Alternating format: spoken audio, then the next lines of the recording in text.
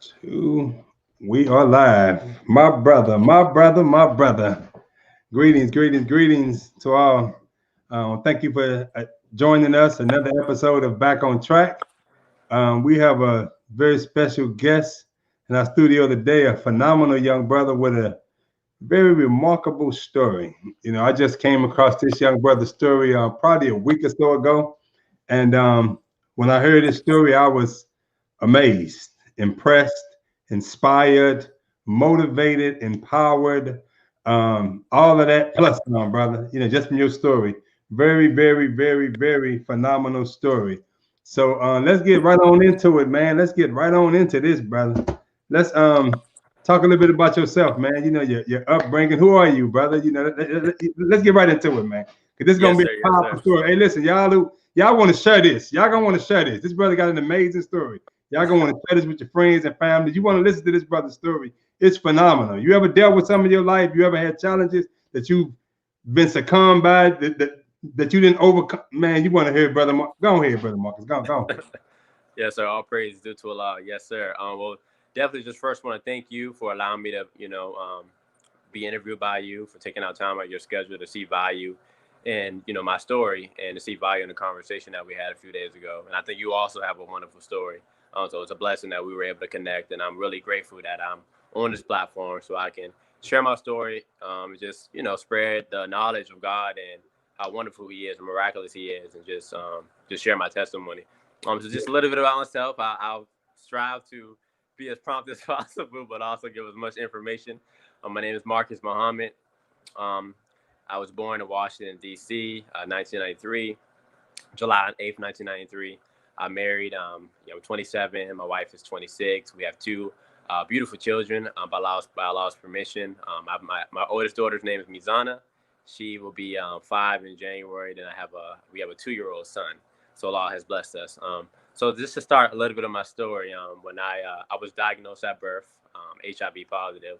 So this was the disease that I was born with, and my biological mother, may Allah be pleased with her, she passed when I was a baby. I don't know who my biological father is, but by Allah's permission, I was adopted and I was raised by a wonderful, wonderful mother who is an MGT. Her name is Sister Francine Muhammad, and she brought me up in these teachings under the teachings of the Most Honorable Elijah Muhammad, given to us by the Honorable Minister Farrakhan, and applying the teachings, how to eat, to live, faith, prayer, being steadfast.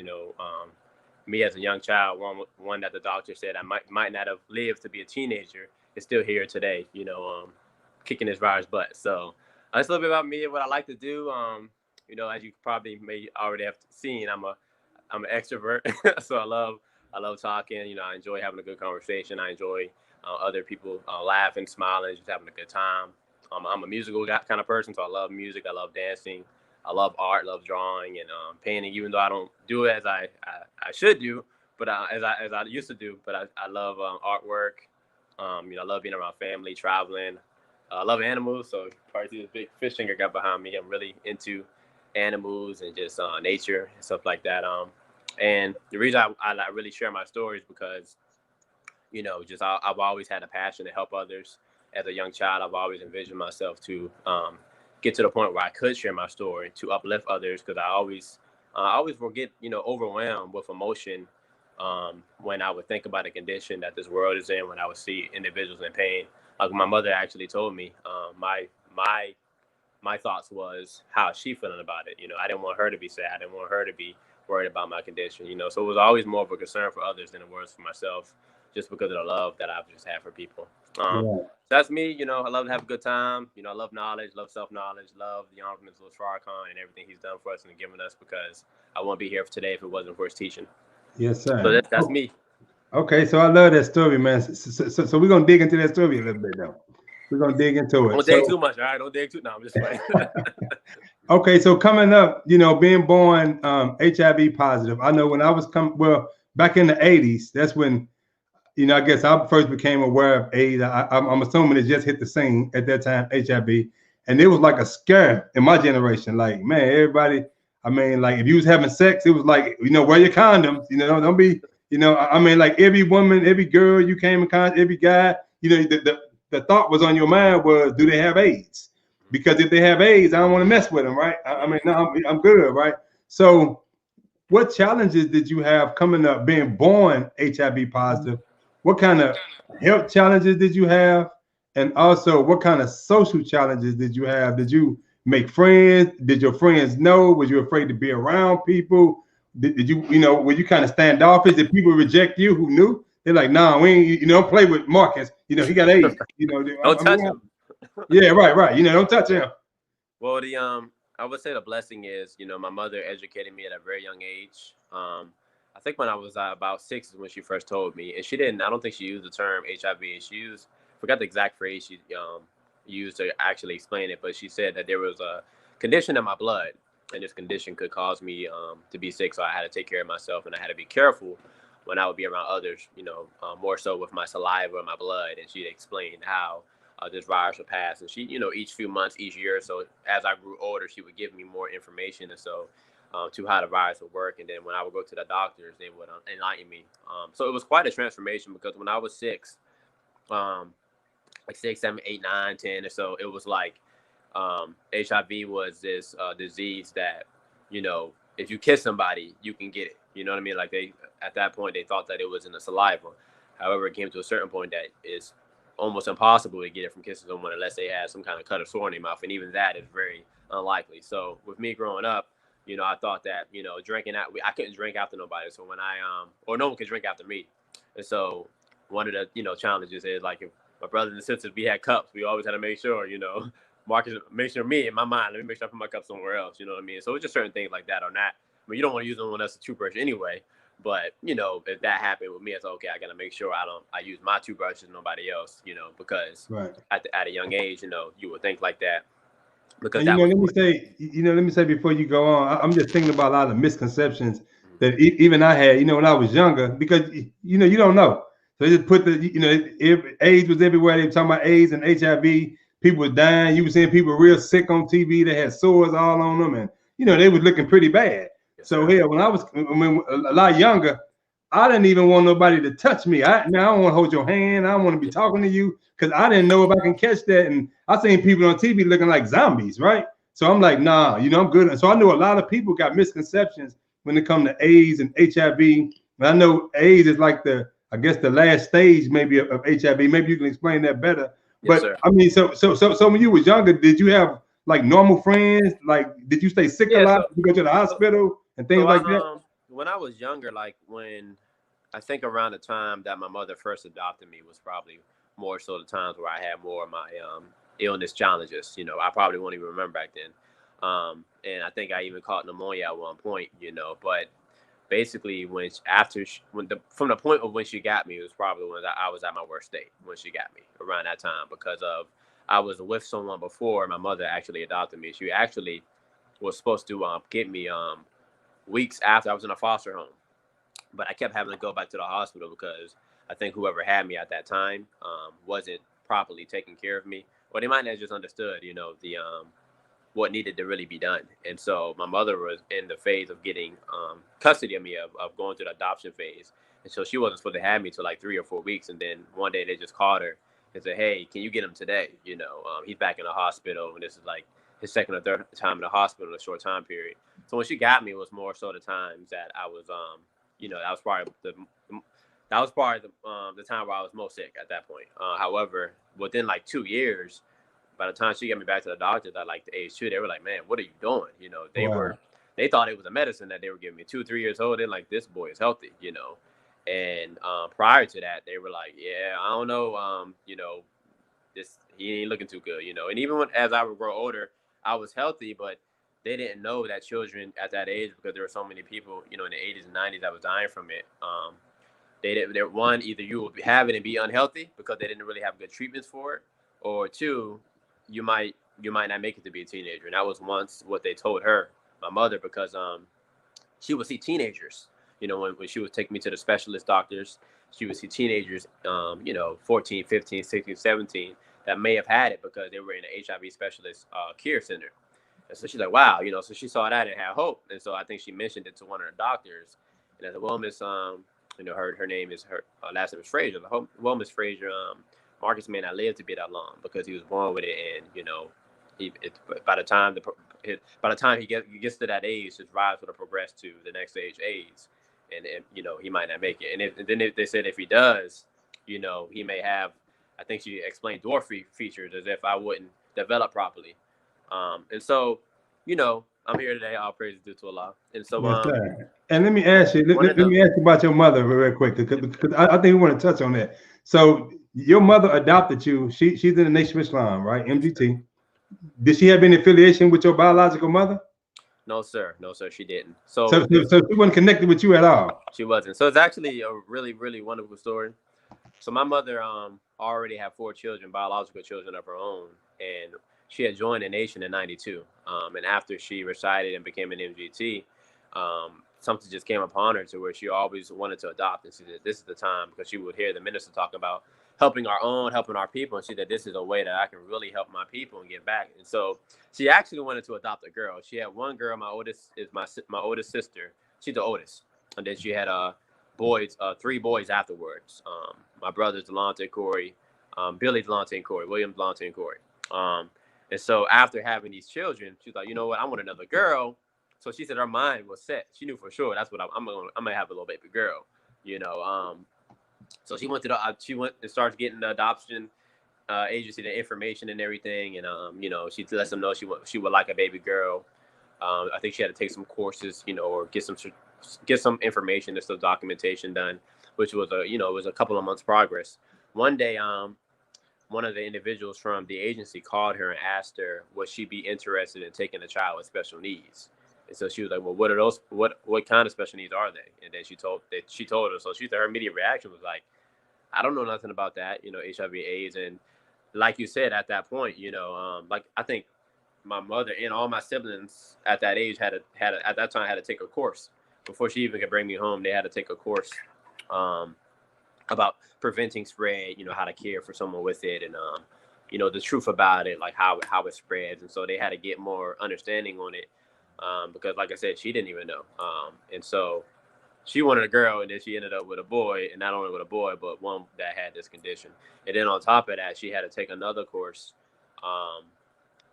that was to specifically, I think, adopt somebody that has HIV. She had to go to DC or so. She was living in Gaithersburg, Maryland. So she was traveling every night. So it was a challenge for her as well to actually go from wanting one baby and with maybe a shorter process to have to so it just kind of fell in her lap, and she's like, all right, I'll accept the task.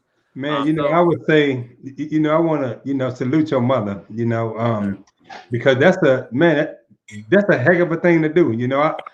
I know people who have children with special needs that are like physiological needs, or children who are autistic, and it's a challenge. I mean, to watch them and your child pretty much not walking or not talking, not playing like other children, that's a challenge for a parent, because you want your child to be like everybody else. You want your boy to play ball, and you want your girl maybe jump and double dutch and get out there with her little friends and hopscotch or whatever it is, right? So it's a challenge, and to come into it with already having children and to take on a child who's born HIV positive, man, your mother got some big faith. Yes, sir. Like real talk, she got some big faith, man. Salute to mom, like in a real way, because I know some parents that would get that up. Like biological parents, like, nah, I can't deal with that. So to take on that, and it's not connected with her at all, that's divine right there, man. That's the guidance of the God right there. And as a young child, that was something I was always very grateful for. And so I never was, I would have my times I would be a little concerned and upset, or I wonder what my biological mother, my biological father was like, and why did God give this to me? Like, why was I born with it? You know what I mean? But then when I would think about it, I said, man, I got a family who loves me. You know what I mean? And so I'm here today, and I'm blessed. Yes, and so, and I think about all the things that had occurred as a young child. I'm like, man, I can't go back and change that. You know what I mean? So all I got to do is make the best of it. So there were times that it was challenging, and I don't think I answered this question.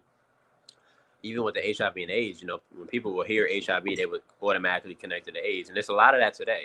Somebody says HIV is automatically AIDS. Now, technically, if you want to go scientifically, medically, and actually look up the definition of AIDS and HIV, from what the medical doctors say, it would be one who has a CD4 count that is below 200. So your CD4 are your T cells, and everybody has T cells. However, individuals with HIV has typically a lower T cell count because that's what the virus goes to attack. And so when the virus goes to attack these T cells, it ends up destroying some of them and then affecting the other T cells. And so the lower your T cell count is, then the more challenging it is for your immune system to fight off colds, flus, or other deficient immune viruses or whatever. And so AIDS is when your body has gotten to the point where your immune system that is failed, and now you can have chronic pneumonia, or heart disorders or some kind of skin disease, something that will cause some form of inflammation or some form of infection, because now your immune system cannot do what it was created to do, which is to fight off these things. And so so AIDS and HIV, they kind of are the same thing, but they're just two different stages. Like HIV is like, you have a normal person up here, HIV is like down here, and the AIDS will be like way down here. You know what I mean? And so so it's not so much of it to being the same, and an individual who has AIDS can go back into the HIV state. They can actually have the AIDS, and if they take care of themselves or take their medication or do what needs to be done, they can basically get to the point to where they're back to HIV positive. Right. So that's so let me say, so for everybody listening, I want y'all to understand this. So this brother was born HIV positive. Now, y'all know those who over 30 or probably over 40 and over, back in them days, it was a lot of, HIV was like the boogeyman. I mean, that was worse than communism, like nobody wanted to deal with HIV, even though we were still reckless, it was still sexual promiscuity, people still using drugs, it was still that fear, especially among the young people, that we don't want to get that. So I want you to understand, when you born with this, they told you when you was a young boy, or told your mother, you might not make it to be a teenager. So I know this thought is like on your mind. Is it tomorrow? Is this my last day? Is it this? That's a hell of a thought to live with, So I mean, how did you deal with that? And I would, just all credit is due to Allah, all praise due to Allah, and I give so much credit to my mother, because of course she didn't tell me this as a child, like, man, you might not make it to a teenager. Right. I'm like, dang, Mom, really? But as a child, like before. But she told me this after I was a teenager, and I'm like, dang, I beat the prophecy. You know what I mean? But my mother would get sensitive at times, and thinking about what happened. And anyone who knows me, even to this day, knows from a baby to now, I've always strived to be a joyful, happy person. Even when like I said, there were instances where I did get sick. And I think I remember one time my sister told me, I was talking to my sister and my brother about it, and we all don't really like talking about it too much. Back in the past, we all didn't like talking about it too much. Because they would get emotional about it too. My sister was like, you would literally be playing, you be sick, and you be just playing and just be the happiest little baby, and we would look at you like, man, he's really going through all this stuff, and you can look at him and you won't even tell. And at the same time, it was a blessing, but I guess it made them a little emotional, like, man, he didn't ask for this, you know what I mean? And so I guess Allah has blessed me with the spirit of just striving to be as happy as possible, you know what I mean? Just living in the moment. I can't dwell on the past. I only can change today and tomorrow. I can't go back and, yes, sir, change from what happened. And so, so my mother, she, there was one, I remember, like I said, there were times, I don't know how old I was, maybe 7 or 8. But I remember her sitting on that couch. She was either reading, she was doing something. And I walked into the living room, and I was thinking about, because I knew at the time something was going on. I kept going because I had to go to the doctors every few months or so. And I remember just standing there, and I kept thinking about, death, not being alive. And so I just busted out in tears. And she's like, what's wrong? What's wrong? And I said, Mommy, I don't want to die, And I remember her words. She said, well, honey, we all have to die someday. Allah created all of us to live and to die. And she said, however, just because you have to die doesn't mean you have to die soon. You can take care of yourself. I believe Allah is going to bless you with a long life. She said, the doctor says, if you take care of yourself, and she's tearing up to, doctor said, if you take care of yourself, you can live an average lifespan. And as a young child, I'm like, man, I want to, even with that, I'm like, I don't know if it was being a little ungrateful. I'm like, man, the average lifespan is only 78. Right. I want to live longer than that. You know what I mean? Right. Yeah. But I had my little, I had my periods to where I was like, man, what if I get, even today, it's like, man, I got to make sure I'm good. I don't want to get sick or something take me out. Like I don't, not that I'm afraid of that, but I don't want to go out that way. You know what I mean? I want to be healed. I want to fulfill what I believe Allah has in store for me. And then I want to. It's not even just about me though. It's way bigger than me. It's about Allah and our people. You know, how many individuals can I help with this story? How many individuals can I heal if I'm healed and figure out what needs to be done? Because I'm not afraid to speak. About what happened. So she took a lot to learn and hear all these things, and then to have faith, because when I would talk to my aunt, she was like at the same time my biological aunt, because my mother somehow she did keep me connected with my biological side of the family, because going through the adoption phase, she met my biological aunt, my mother's sister, who was trying to adopt me at the same time. And she would say things like, "I'm so glad that your mother got you." She's, "I'm so glad Fran got you, because if it was me, you would be dead, Marcus. You would be dead." I'm like, "Dang, auntie." And she like, because I would have listened to what them doctors said, because I didn't know nothing about. And she said, Fran straight up told me, I'm not giving him this medication. She said, I've sat there on the phone, and this lady crazy. She said, if I just would have known 2 years later when I saw you, she said, that's when I knew. After, she said, you was about 2 years later or 18 months something. She said, I knew then. I said, God planned for her to take him, because if it was me, he would be dead. And she said she said my aunt was like, I was a feisty young lady too. I was like, you're not gonna get my nephew, because they were going through the phase at the same time.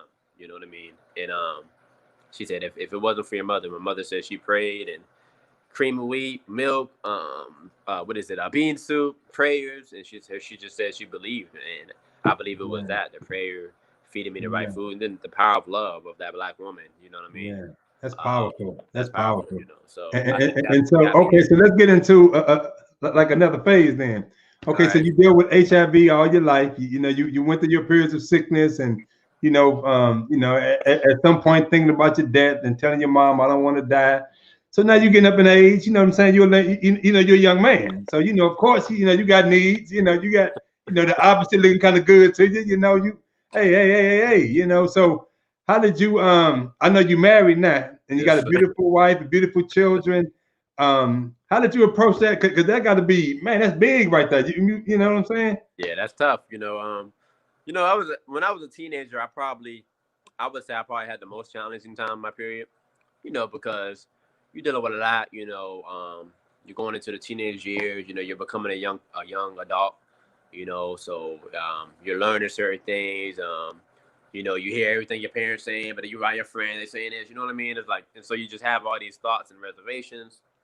I think the most challenging time when I was a teenager was not even just so much of my condition, just more so it was that, but also the fact that I was adopted. Sometimes it would get to me like, man, what would my family be like? One of my, and I was, you just think silly things as a child. My mother loves a child. I know my mother loves me so much, but at that age, I'd be like, man, what if my mother feels different about me because I'm adopted? You know what I mean? Like I would have these certain thoughts, or and so that would hit me pretty hard. And of course, like, I got to a certain age, I wasn't following the teachers too well, and I wanted to have girlfriends and everything like that, and so I had my first, I'm serious. I would probably say serious relationship when I was a teenager. I was about 16 or 17, and we were talking for quite some time. We got to know one another, and I told my mother about it. I sat down and told her about it, and she was like, "Well, I would really." We talked about my condition, because she was like, well, has this been happening, and if it is, have you told her this? And I said, well, we haven't gotten to that stage yet, or now I was saying, yeah, I said, we haven't got to that stage at all. I was like, I ain't saying nothing. Because it didn't happen, So I mean, we talked about it, but I was like, it ain't happening. Right. I'm like, my mom putting the heat on me, and then she was like, well, I want what's best for you. And of course, I would like for you not to be in this relationship because I want you to be focused on school. And I feel like, when you start being focused on different things, it may take your attention. And then I also know you have this, condition. And I don't know if you get to the point where if you do share it, it will be, I forgot the exact words, but if they will really understand it. So I got to the point where I actually did tell this person, and they were very understanding. I was like, man, we're real close. And I was like, how I'm going to tell her? So I ended up telling her, and she had understanding of it. And so she actually, was, she asked me a lot of questions, and she kind of had kind of a, she all kind of was curious already because I would go to the doctors every 3 or 4 months, and I would tell her, she's like, hey, what you doing? Why you ain't in school or something? I'm like, I'm going to the doctors. And so after like a year or so, she's like, why, man, I've been to the doctors all the time. You got something going on? So when I told her, she just kind of put two and two together. I knew something was up, So I ended up telling my mother that I told her. She asked about, she asked me a lot of questions about it. And, I mean, did the girl, so once you told her, did she say, I like you, but I can't, we can't, ain't no nah, long we, I mean, term. we stayed dating after that, yeah, we definitely stayed dating after that, probably a long while after that, I don't know, not a long while, but probably maybe a year or so, you know what I mean?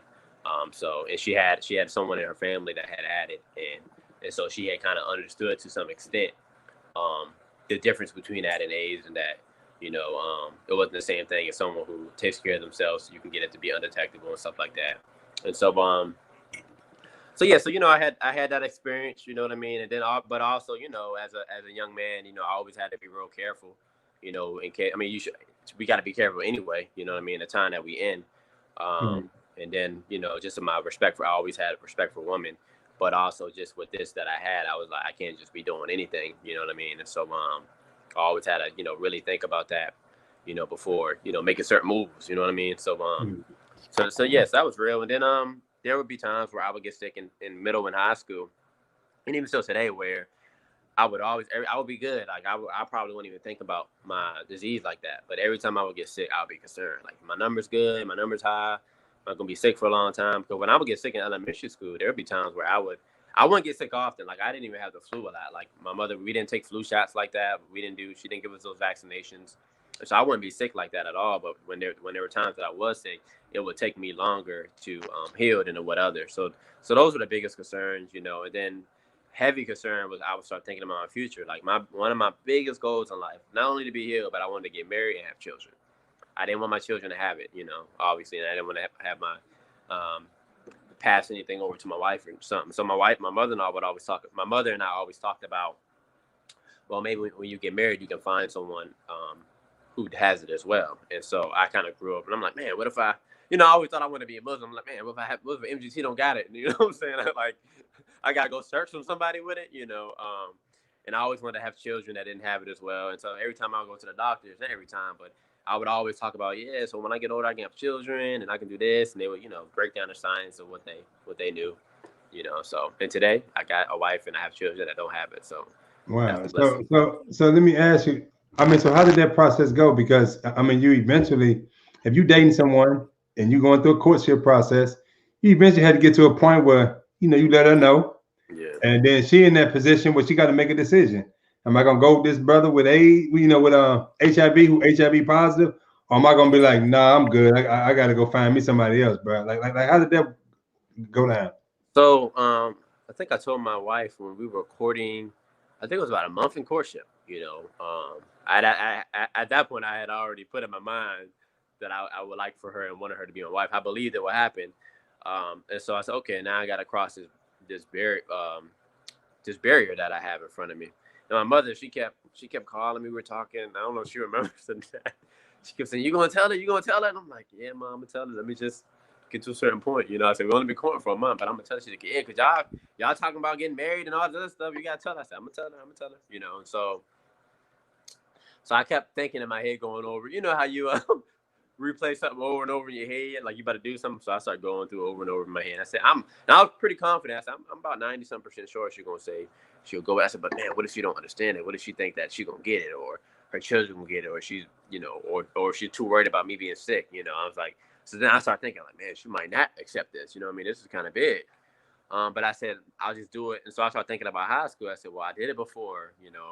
I said, but this is bigger though. This is somebody I'm gonna spend the rest of my life with if we go through with this. And so this is big, I mean, this ain't no 2 or 3 year thing. This is eternally.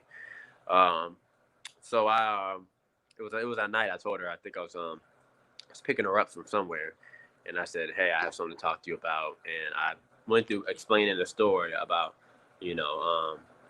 I think at that point she knew I was adopted already. And so I said, I went to the point of me being adopted. My biological parents passed. And I told her the reason why my biological mother passed. I kind of went into depth into that. And then I told her I was born with this.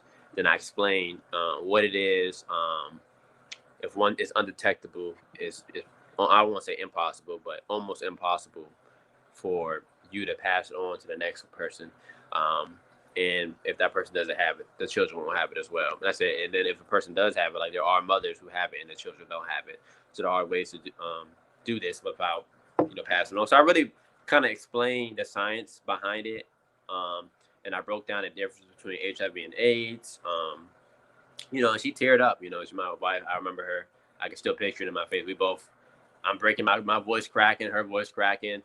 And I remember at the time we were planning to go to Cuba to study to become medical doctors. And she said, well, we're going to go to Cuba and we're going to go to Cuba and then we're going to find a cure for you. I remember she said that. And I was like, praise God.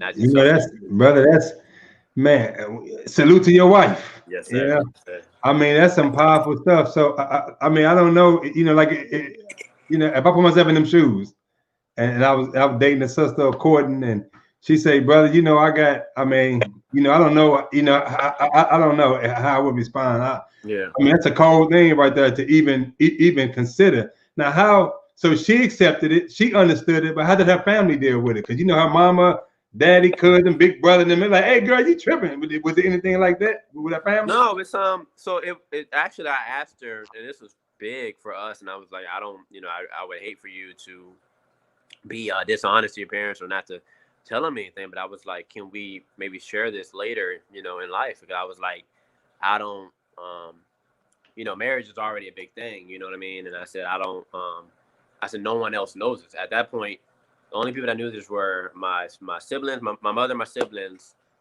my aunt, my grandmother, and that friend I told. No one else knew this. Oh, I had told one brother in a mosque, brother Matthew Muhammad. Me and him were really close. So he was the only person I had told. One after high school. He was the second person I told that wasn't in my family. He was the only brother I had ever told at that point.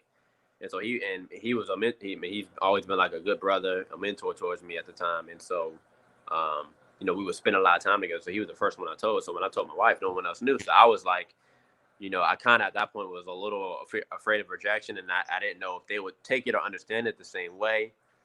And we eventually did tell them. So I can't remember how long ago we told them. Maybe I don't know if it was a year after we were married. It was sometime after we got married. We sat down, and we told them, and I basically told them the same way. My wife was there. We all were there. We had a big conversation, and I explained to them, the science behind it, and me being born with it, and how I got it, and things like that. And I believe they took it real well. I think they got emotional about it. Like, wow, we just never knew. You know what I mean? We just would have never guessed. And they said it took a lot of. I believe they said it took a lot of courage, to share with them, and just to strive to be the man that I am today. And so it was, they had questions as well, and I'm sure they had concerns because they were, they would wonder, like, how likely is it that how unlikely is it that she would get it, or how are you doing? How's your health? So those are more sort of questions, and whether children have it, if y'all had children, because this might have been, I can't remember if it was before our first child or after. I can't quite remember the time, but we eventually sat down and told them, and I took her well, I would say, and it was heavy telling, like everyone I have told before that before I expressed this out to the world was like, it was heavy for me. Like, I think because I love these individuals, I love these people, and so. And I love all our people, but it's like when I express it to a camera, it's like, it's big because I'm like, wow, I'm bringing people down to my personal life. But then when you're sitting down with someone, I mean, you got the emotions, you got the body language, you got, the feeling of the spirit. And then you have, how are they going to feel about me? Are they going to be worried about me? Are they going to be concerned about their daughter? Are they going to be concerned about their grandchildren? But we overcrossed that barrier as well, and we, made it happen. So that's a blessing. Man, salute to the family. Yes, sir. Yes, sir. Yes, salute to everybody around you. So it's amazing. So I'm listening to your story, and it seems like a consistent pattern of the love of Black women, the power. Yes, that sir. love powerful. Yes, that's some powerful love right there, man. Yes, sir. That's the kind of love that's sustained us for 400 some years on the cotton fields, brother. Mississippi. Yes, it's Big Mama and them and aunties and our mothers, and you know what I'm saying.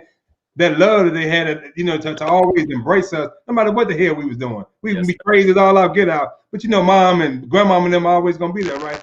Yeah. So, you know, it's really amazing that you know your mother who adopted you, who didn't have no connection with you, that love right there began a healing process.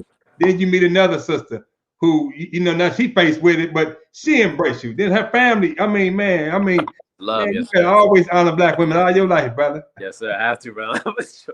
You know, it was and I think of these things because you know how something happens, something it could be something you may think is minute or small, but then when you go back and you look at it and you really analyze it, you're like, wow, that was powerful. And Yeah. so I remember that it was the time I went out to the mall. This was before I resided, before I was in it. I mean, I was raised in the nation, but this was before I actually accepted it. You know what I mean? I mean, I Right. always believed in it, but I was like, I'm trying to, you know, do what I got to do. You know what I mean? As a Right. teenager, being hard headed, and so we went out to the mosque. My mother, I think I was like 17 or so at the time, and the minister spoke, man, and he was hitting. You know, I'm 17. He had me pumped up, man. I was like, I'm ready, man. Let's go. So we driving back from the mosque. I'm pumped up. You know, I'm excited. I'm like, man, the minister was saying this and that. I'm like, he went overhead and he was like there. You know, I'm like, wow, ma, how he do that? You know. And so we talking about it. And she's just smiling like, yes, woo. And so she's like, when you gonna write your letter?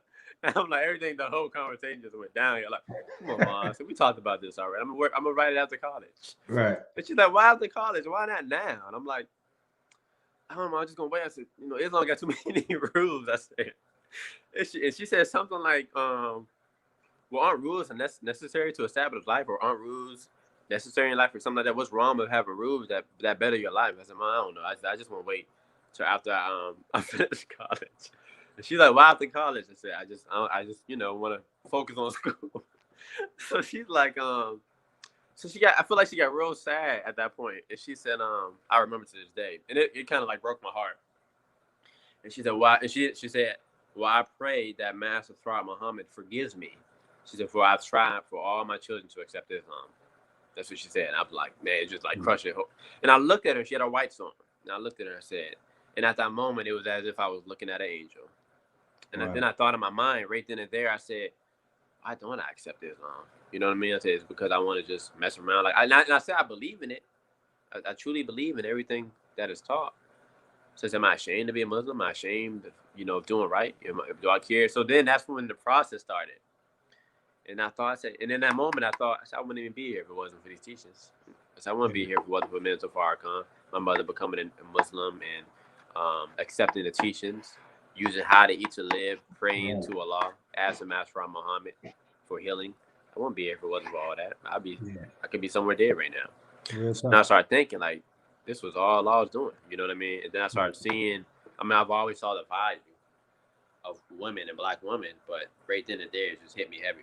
And then when I married my wife, I realized after marrying my wife, I said, she got a lot of traits. She reminds me of my mother. And I was like, she be doing, like, she used to do certain things in the world. I said, my mom used to do stuff like that, you know. What's going on here? Then I would hear the minister, and he would teach on how the way that you are raised, like the black man and black woman goes out, a black woman will marry someone similar to her father. A black man will marry somebody similar to her mother. And I said, wow, I didn't even see it like that. And then that same love that was given to me as a child, because now I have that every day in my life with my wife. You know what I mean? And so that's a blessing. Yeah. Yes, sir. And man, so you know, let's talk about, you know, you raised in the nation, born with HIV, you faced a lot of challenges. What role did spirituality? Because ultimately, spirituality is like the real power to Yes, sir. healing and everything. I mean, you got to have a spiritual alignment. You know, did you read Bible and Quran a lot? Did you pray a lot? Do you pray a lot now? Like, what role do spirituality play in the healing? Because some people have diseases, and we think like it's impossible to heal. And I've seen, even though the Bible talk about Jesus healing the sick, I mean, the Bible, and we read that, but Yes, we sir. like, well, they ain't have It's AIDS real. back then here. They ain't have no AIDS. Jesus wasn't healing nobody with AIDS, right? So even though we read these stories and these miracles, we still sometimes in our mind, we don't bring it up to modern times, like, right? So what role do spirituality, what has it played, and how do it play right now in your continual healing? Because you still faced with it, right? Like, Yes, I mean, sir. do you still have some challenges sometimes? Yes, sir. So far, I still am with it, you know, but it's only a matter of time before it's eliminated out of my system. with Allah's permission. So going back as a child, always had a goal, always desired to be a doctor. I always wanted to help and heal others, some form of doctor or scientist to where I could cure this disease and I can cure others with it. And so, and it's probably because me being born with it and then me spending so much time in the hospitals or the doctors growing up. And then my mother took me to Dr. Lean when I was a child. So I was always around doctors and I always was inspired to help others. And I wanted to be a doctor in the Nation of Islam. So growing up, I always, had that vision in my mind. And my mother, as a young child, I learned spirituality probably from her, reading, Supreme Wisdom, reading Quran to me as a child. She would have us read it as well, that's to the Black Man Quran, some of the Bible, the Supreme Wisdom. When I first recited when I was 18, I was very, I strived to be very studious even today. Like I would just read, I would just self-improvement, the Supreme Wisdom, message to the Black and Follow of America, prayer, fasting. I was doing so many things. And so I strived to be as spiritual as possible. And this is before after I recited, I always believed I would be cured, but I knew about the power of the mind. I knew about the power of God, but I didn't, from what I knew then, from what I know now, I didn't know, you know what I mean? So it's like, now I know that if you are truly aligned with the Creator and you accept Christ's teachings, you can be healed. Then I always thought that it was some form of medication or some form of cure that I had taken. It might be the case, but I didn't know how connected your mind and your spirit was to the point where it can heal your body. And I was doing it all these times. And there would be times where I would, I would be fasting, I'd be praying, I would feel good, I would be doing good, but then I would go to the doctors and then my results, my numbers weren't good. It was as if I wasn't doing nothing at all. I was like, man, I'm doing all this, I'm fasting and praying, and the results aren't where they want to be at. You know what I mean? And so that was the biggest challenge. Was like every time I would go to the doctors, it was like I would try my best to pray. There was a time I was eating every other day, eating right, and I wasn't getting the results that I was looking for. However,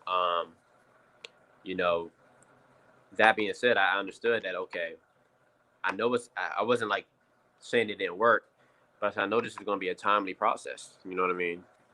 And, it takes time for the body to heal. Like I've had a condition for quite some time, but I don't know what route Allah is going to guide me to being healed. So today what I do, I strive my best, and I'm not going to say I make all my 5 prayers a day, but I strive to, I strive to pray in the morning. I'll wake up in the middle of the night sometimes and I'll do a prayer.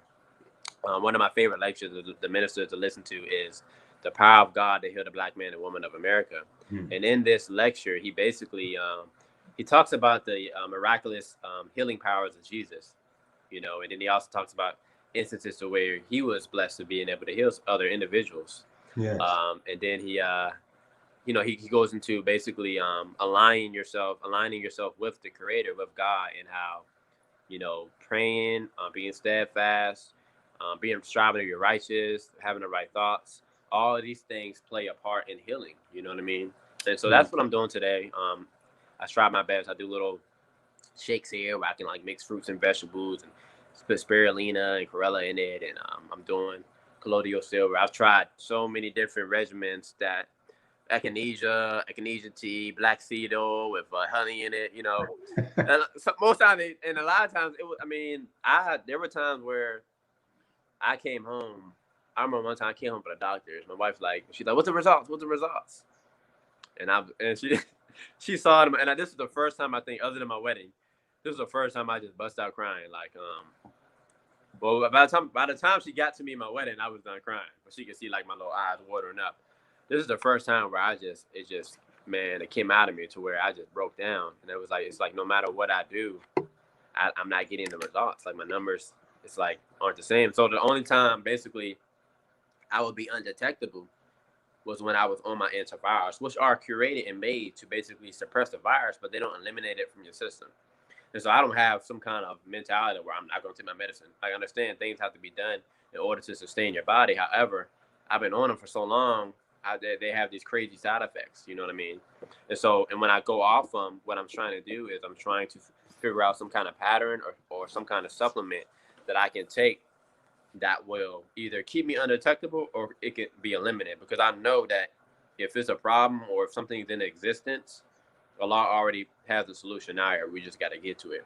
Absolutely. But however, going through that, it's a test of faith. You know, it's even today. You know, I share my story, but I mean, there are times I'm upstairs, I'm down here, and I'm like, what's next? You know what I mean? Like, what do I do? I know it's gonna happen, but what if I take the wrong step and before it happens, maybe what if I get sick? You know what I mean? And I don't want to have to go to the hospital because I don't know what Allah has in store for me. And so, and then I even to the like a few months ago or maybe a couple of months ago, I went to the doctors recently, and my numbers weren't what I thought that for them to be, and I was emotional about it. I'm like, all right, I'm gonna have to get back on the medicine. But then I get on the medicine, then I feel even sicker than I do now. And it's like, what in the world? Like I felt like I had the flu or something, you know. And so there are times that it is challenging, but spiritually, I just, you know, I strive to align myself with the Creator by praying because I know that it's going to happen. Strive to eat the right foods, and when I do that, even though it's weird because even though the numbers will show something else, you know, my body will feel a certain way. And I don't know if it's because Allah just guided me with his beingness, with his spirit. And it's like my energy, my spirit be so high that I just don't feel the effect of it on my body. You know, but it's like the numbers will say, oh, this and that. But it's like, well, this is how I'm doing. Like I barely get sick, you know what I mean? And so yeah, so that's just how that is. And, you know, so I'm praying, you know, I strive to listen to the teachings of the Most Honorable Elijah Muhammad, Honorable Mr. Farrakhan. Lectures that I love is that, like I said, the power of God to heal the Black man and woman of America, because I truly believe that through prayer, through just thinking the right thoughts. I think also just peace. Like I said, I love nature, I love animals, so I take little walks and I run in the morning and stuff. Like you said, like my little fish tank. I think just being in an environment of peace. Like the minister said, if there was a heaven, it would be found in a Black woman, you know. So my wife and I, we strive our best to make a peaceful environment, you know, with each other, you know, try to spend quality time with each other. A lot of times I got a little separate area where I go to, and I might just sit up there and just think. I have a journal I write down in, and when I'm like overwhelmed with emotions or when there's a lot of thoughts on my mind, I'll go down and I'll write down, you know, what I'm feeling, what I'm thinking. And I just talk to Allah. When I was a child, I remember 7, 8, 9, 10. I remember just always trying to talk to Allah. Like, I was like, Master Muhammad, what, you know, what I do? What's this? You know, and still to this day, I'll go and I'll talk to Allah and I'll try to, you know, keep pushing through it. And so, that's it. And I don't, you know, I don't know exactly how it's going to happen. I know it's going to happen. It's just a matter of time. But I just got to keep pushing and just get through it.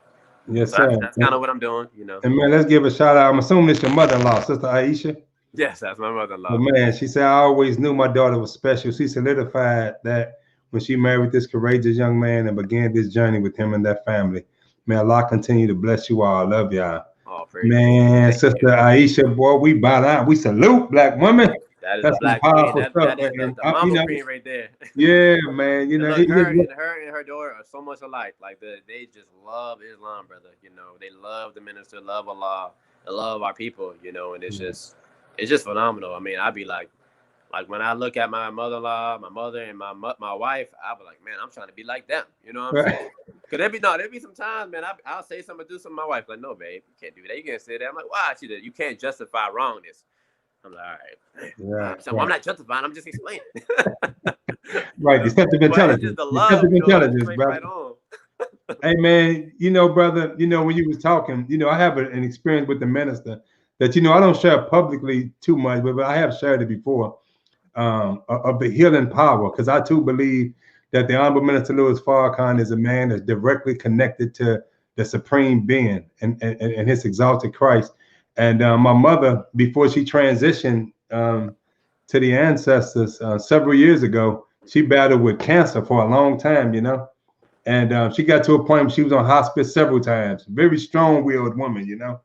And she also struggled with, you know, crack addiction, you know. And so it was time where she would go, you know, when you're in religious world, you know, you sometimes you straight up on drugs, then other times you preaching to everybody and, you know, you trying to say the world and get everybody sanctified, right? But then, you know, next week, you know, you out there in the streets real bad, right? So I watched my mother vacillate, you know, between crack and Christ, you know, for years, right? And I remember when she got real sick, I told her, I said, Mama, you know, once you come up here, I wanted her to see a naturopathic doctor here in Phoenix, Arizona, Dr. Patina. Because Dr. Patina had did some remarkable things with, you know, one of my sons and a lot of other people that I knew who went to Dr. Patina. She's a naturopathic doctor. She been some good stuff. I said, come up here and see the naturopathic doctor. She had went through all the cancer treatment, the chemo, the radiation, and that was just killing her. It was eating her up, right?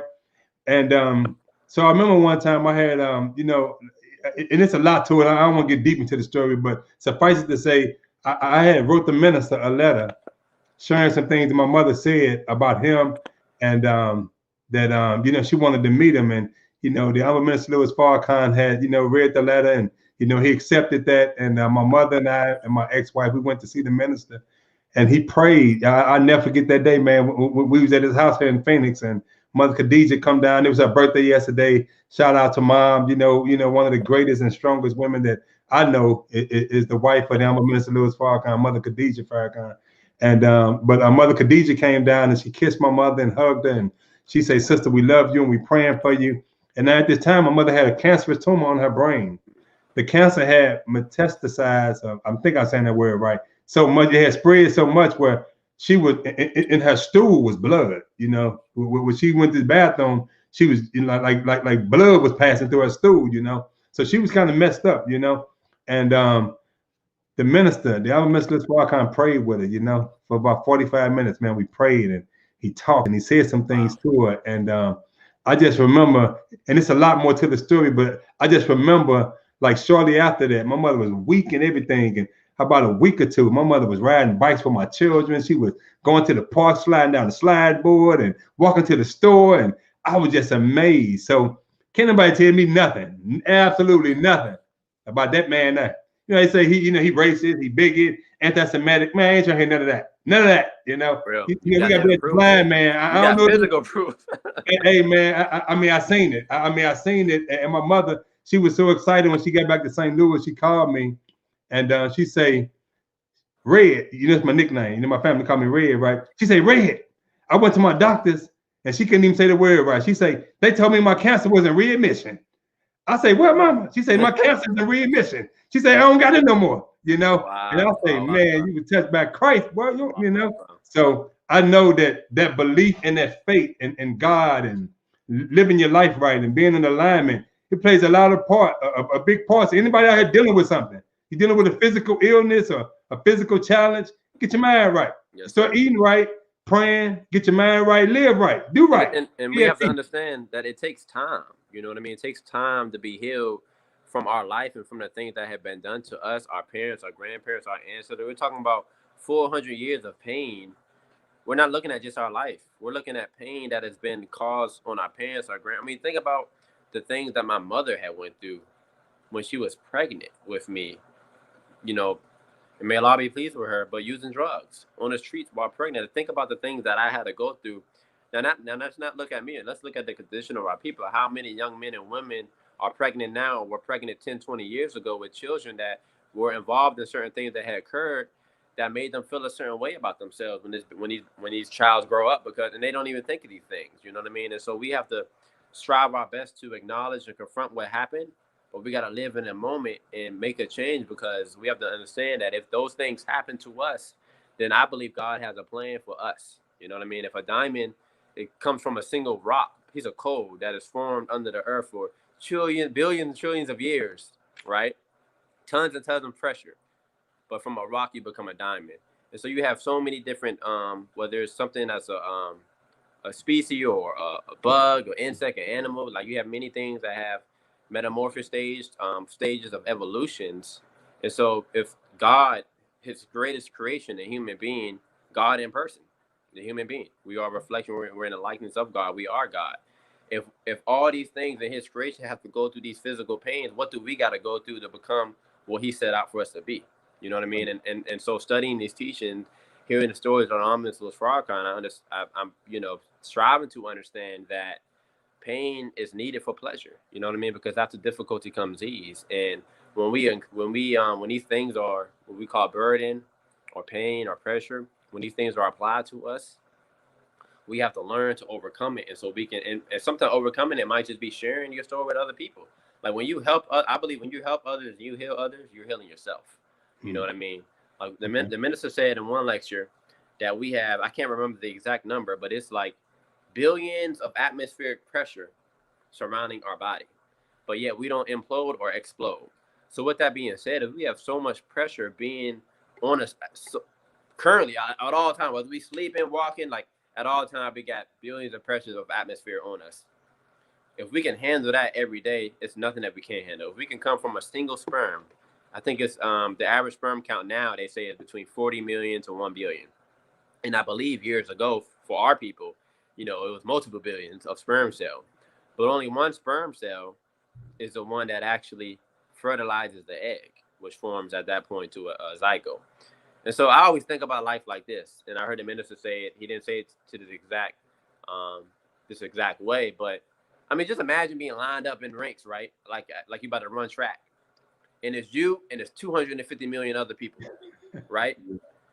And the first person to the finish line is the first person that's gonna win.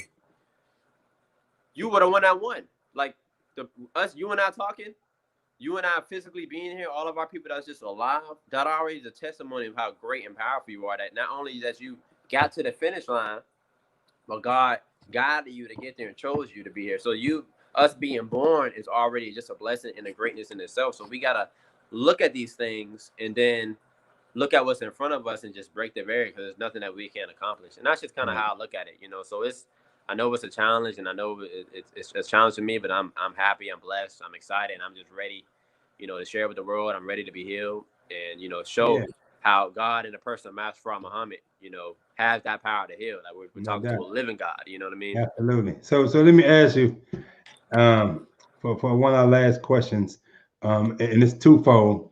What would you say somebody listening to this live right now, or somebody who listens to the replay, who facing some kind of physical challenge? I mean, some people have been diagnosed, some women are diagnosed with breast cancer or cervical cancer, some men diagnosed with prostate cancer, or something else, high blood pressure, liver disease, whatever it is.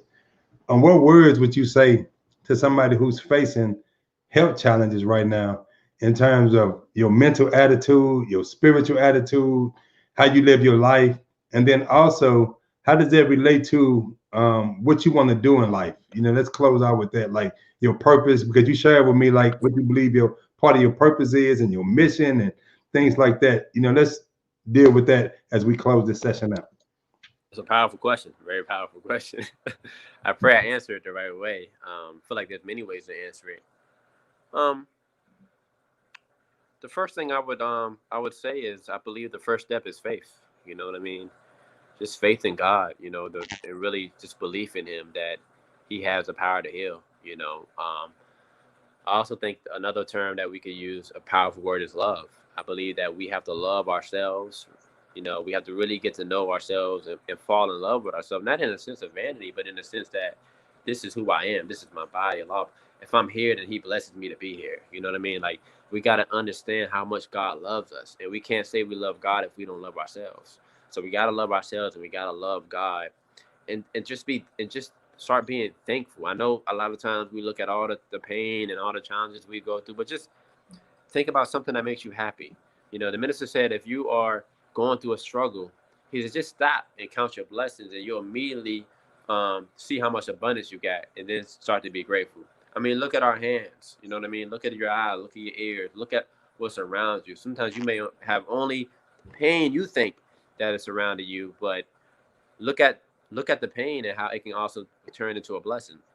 You know what I mean? And so I don't know what it's like to have other illnesses like cancer and to be told you only gonna have a year, 2 years to live. I mean, that's a challenging situation. I don't know, personally how I would feel, or being in that situation. But I think loving yourself, being grateful, and just knowing that God has a plan. You know what I mean? God has a plan for you, and it's greatness. You know what I mean? And so that's what I believe. And I think my what I hope to accomplish is I want to take my story, share it with the world.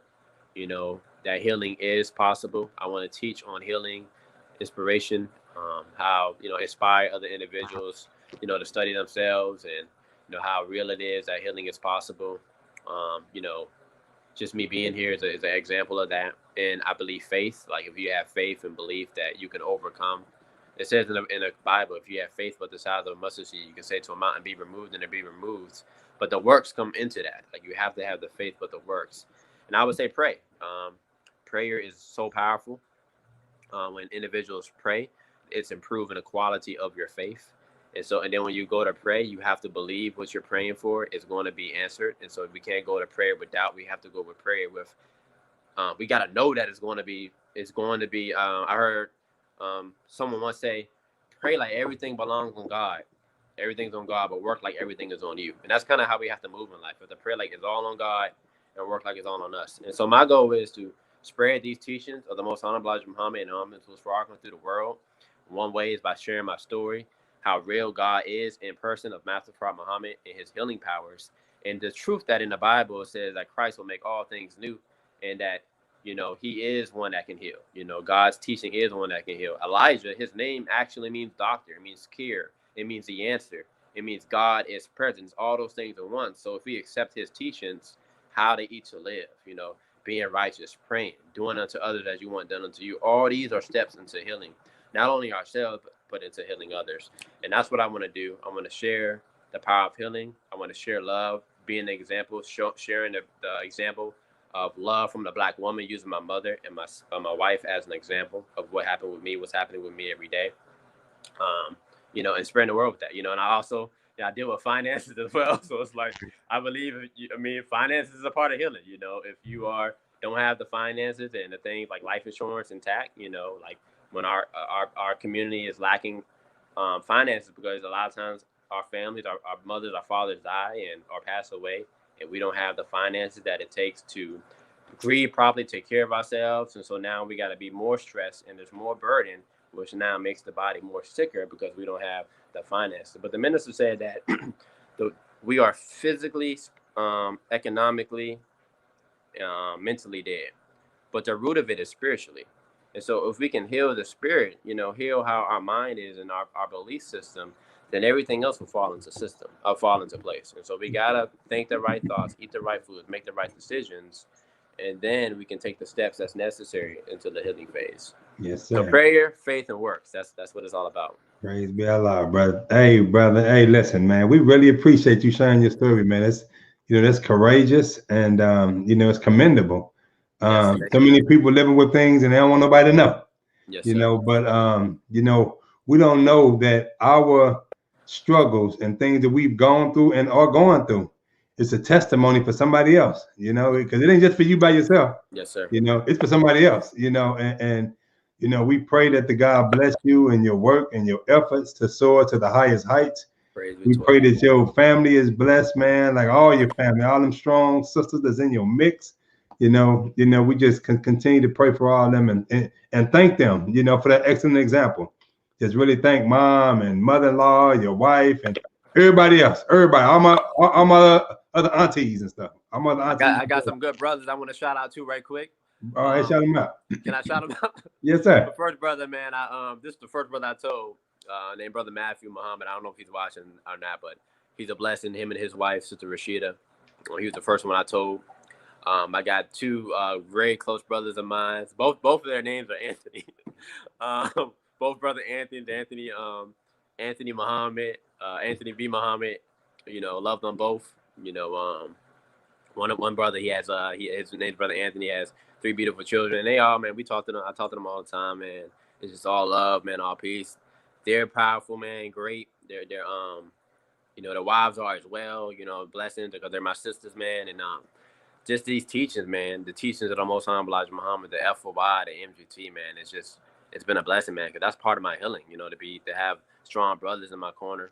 Shout out to my wife, my mother-in-law, my father-in-law. They've all been great examples or great help with our that's my mom right there. Oh, that's mom right there. Hey, mama. Okay. Hey, mama, we love you, mama. Hey, you need to write that book. I know, right? Yeah, it's powerful. So I'm just grateful, man. I'm blessed. And there was something I was just thinking about as you were speaking, but I believe it went away. But it's all good. Well, yeah, man. Follow me, Marcus Muhammad, on Facebook. I'm on IG, Marcus Muhammad. I think at Marcus Muhammad 7. I'll be sharing a lot of content, a lot of videos to help individuals with physically healing, spiritually, mentally, economically, because they all tie into one another. Like everything that we have is connected to one another, mind, body, and spirit. Physically, spiritually, mentally, economically. You know what I mean? All these things are tied into one another. And it takes us as a community sometimes, I feel like, to heal. We got to all love one another, man. We just got to bring that peace back into our community, to our homes, to ourselves first.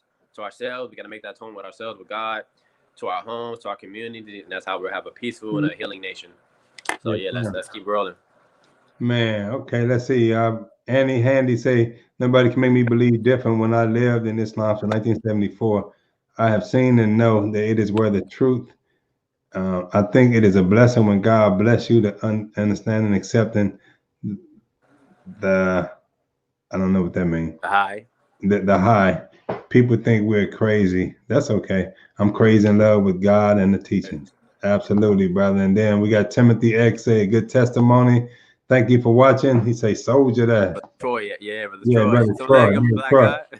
I'm sorry, brother Troy. Yeah, brother. So, man, brother, you know, we really appreciate it, brother, you sharing that. And, you know, for all those out there who may be dealing with something, you know, take a lesson from our young brother, Marcus Muhammad, who, you know, at a very young age, they told him he might not make it to a teenager. He's 27 years old now with a wife, children, and doing his thing, helping other people, serving God, impacting the world. So they plan and God plan, and God is the best of planners. So you ain't got to accept what they tell you. These doctors, they not the best knower. Look, check this out. Keep watching, man, because I'm about to be healed soon. All right, Okay, I heard that, right? Keep watching. He got something in store, and then he got something in store for all of us. That's real talk.